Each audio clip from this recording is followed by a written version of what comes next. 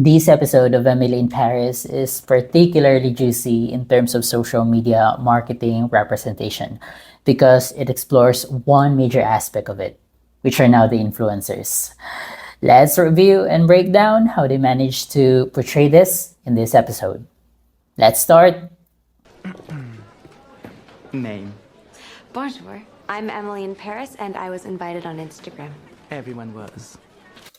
Okay. That's one point that I want to talk about.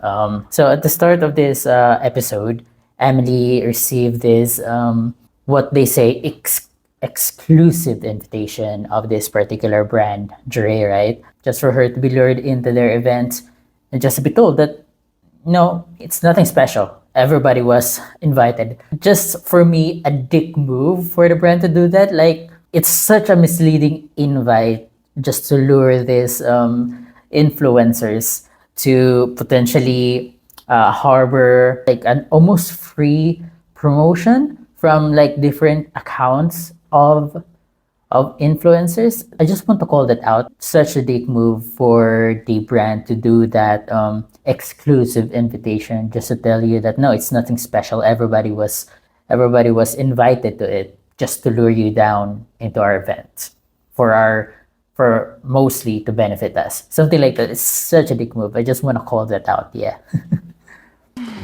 Oh, can I get a big one like cashmere? Oh, let me check. Not enough followers. So now, please integrate the product in your social media content. We expect a minimum of 5 posts. Where is your tiny reach? Make it 10.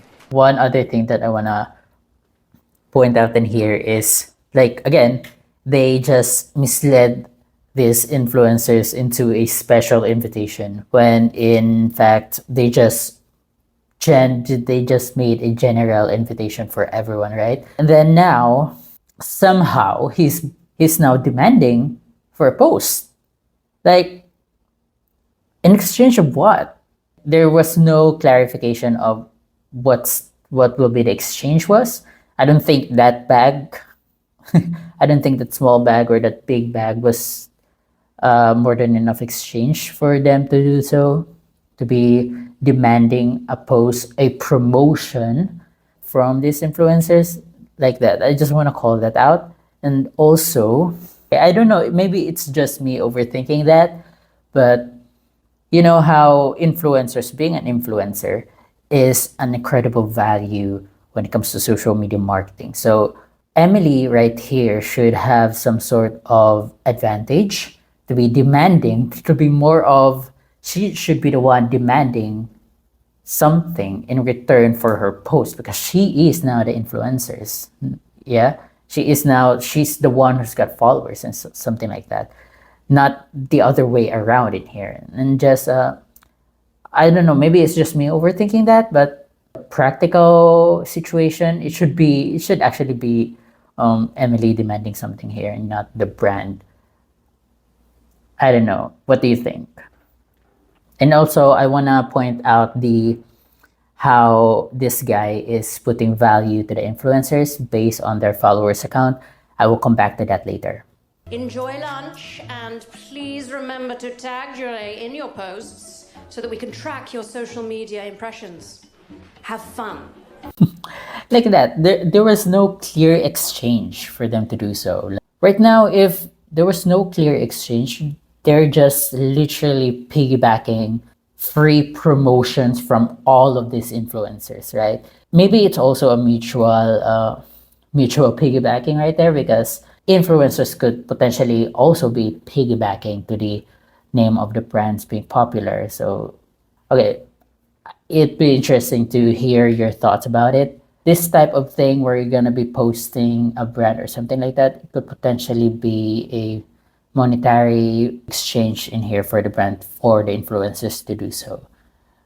That's how influencers earn, right? So right now, I'm not seeing how the influencer is actually gonna be having some value for them to do whatever this brand, Chure, is demanding them to do so. Yeah. Trivia. Like I guess I guess at least for Emily in here, she has a clear goal about what she wants to do with this event, which is not to talk to the CMO to potentially win her back to their marketing agency. But for the rest of the influencers in here, they are just here because of that invite. Like just like that, to be just part of the party. Maybe also it could increase their following because of that. But yeah. Duray is smudge proof. Even when you're very hungry.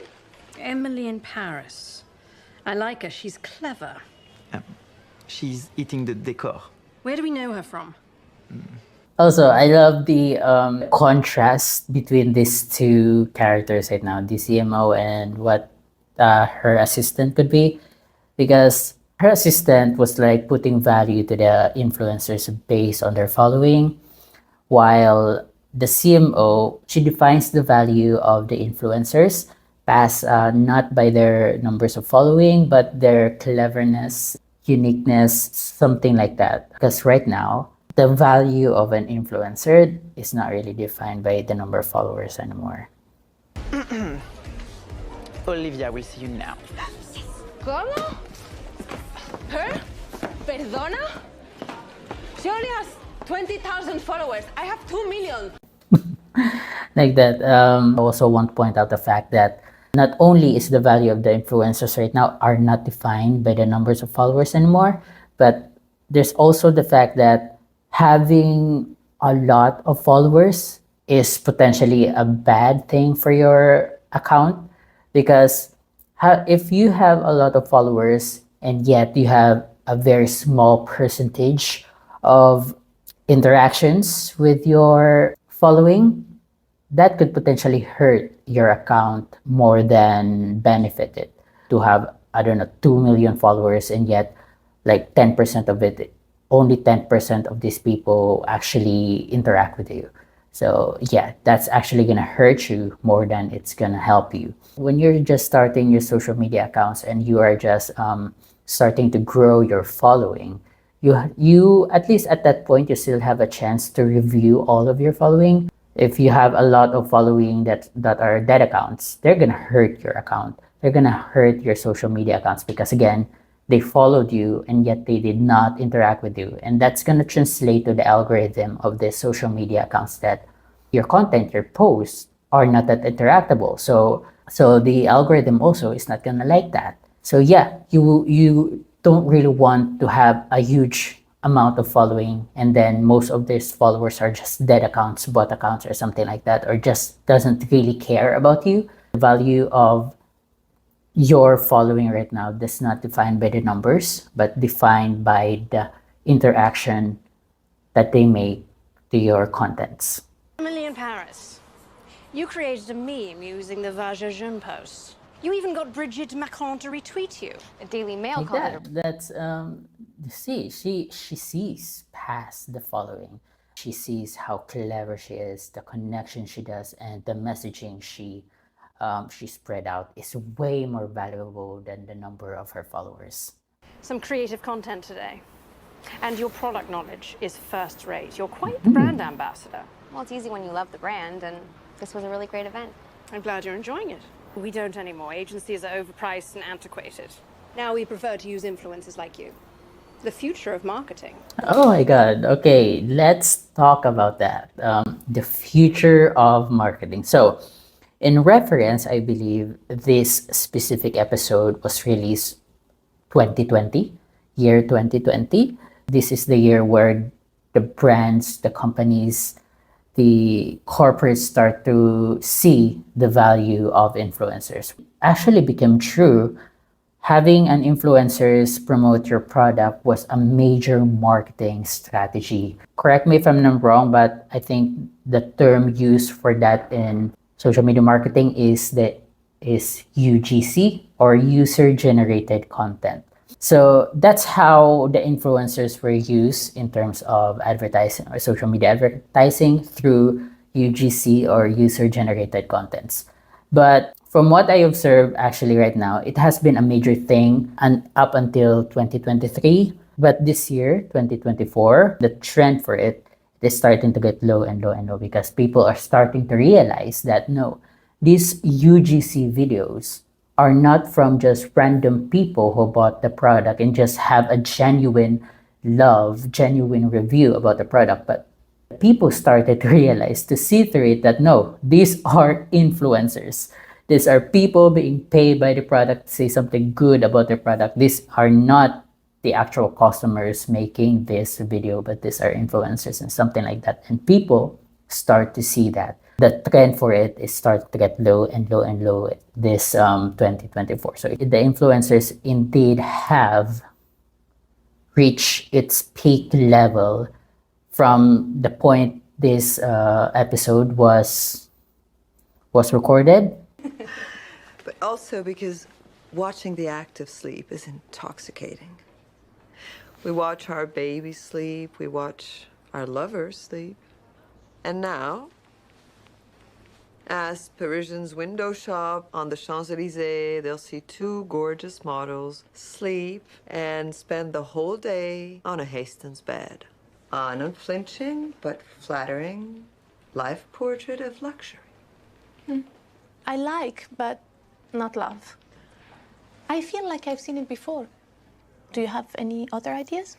Also here, not only was there a contrast between Olivia, the CMO, and her assistant in terms of valuing the influencers, we also have in here a contrast between two brands, which is now the Duret and this Hasten beds. I'm gonna tell you later on what that contrast is. Let's harness the power of social media and ask people to come sleep with us.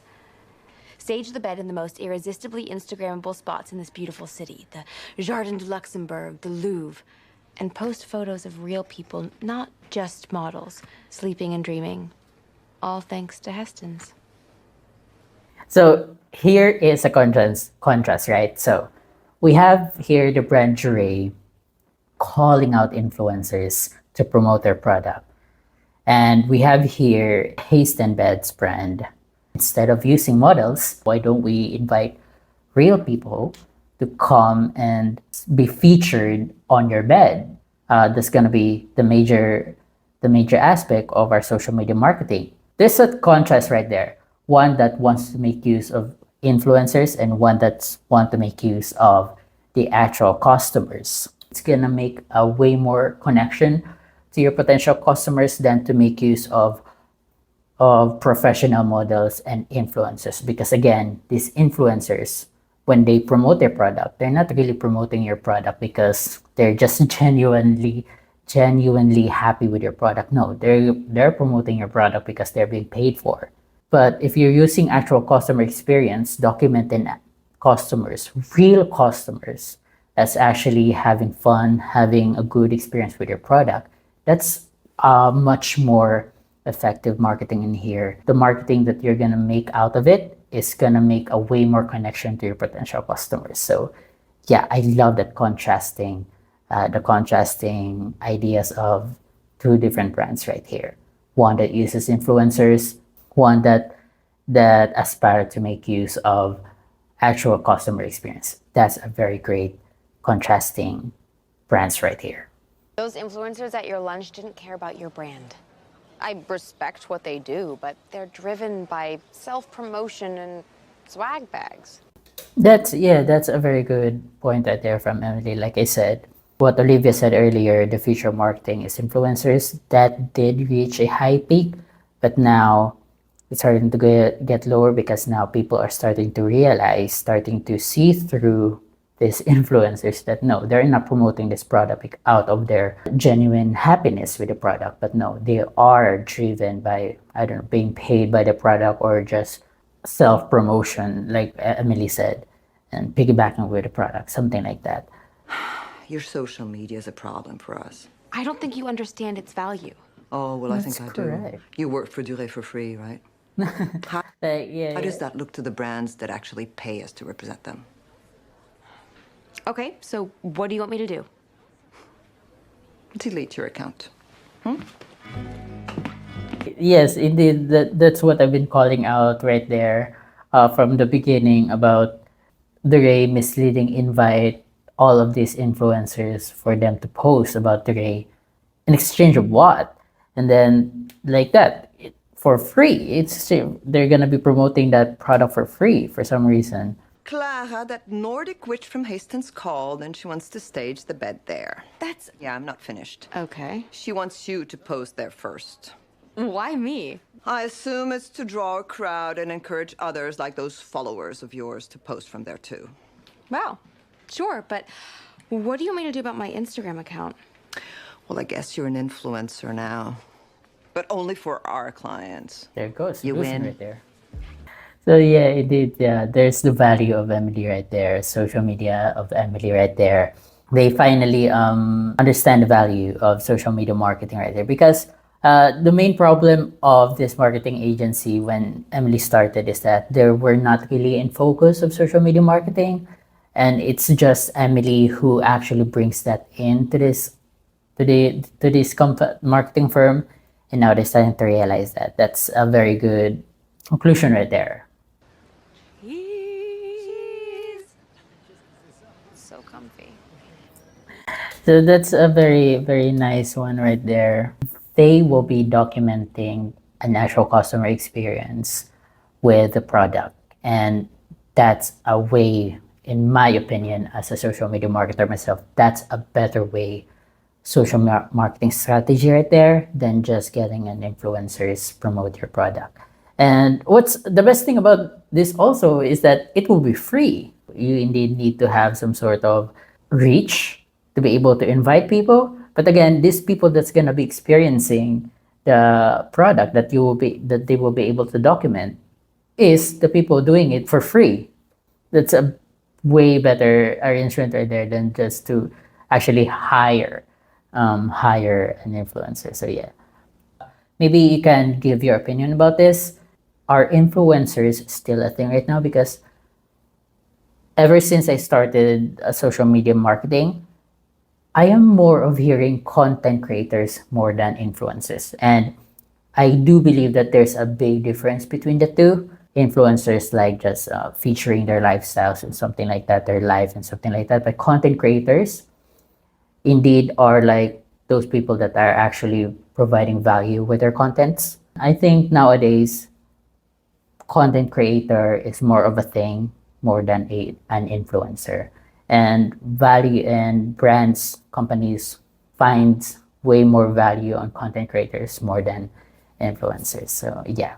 And yeah, I think that's it for this episode today. And yeah, it was particularly juicy discussing about influencers, and then having a subtle, because I only find that contrasting difference between like Olivia and her assistant, and then the two brands that's being featured on this episode. I only find that out, the subtle contrast between them, by really breaking down this episode, and I love that.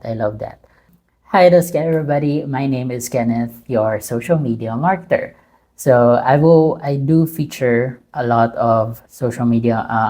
I do react to series featuring social media marketing, potentially movies also in the future. And if that is something you would like to watch in or to see through, please leave a like and follow and subscribe so that you'd be in tune of the new videos coming out. And also, if your just thing is about movie reactions, I also covered that one in here. So yeah, thank you so much for your time today, and I hope you learned so much in terms of social media marketing, and see you in the next video.